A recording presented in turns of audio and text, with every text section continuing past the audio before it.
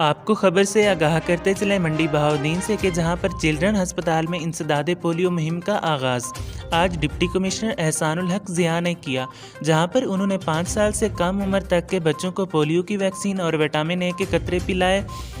یہ مہم 13 دسمبر تا 17 دسمبر تک جاری رہے گی۔ ڈپٹی کمشنر نے کہا کہ بچے ملک و ملت کا اثاثہ ہیں، نونہالوں کا مستقبل ان کی صحت سے وابستہ ہے۔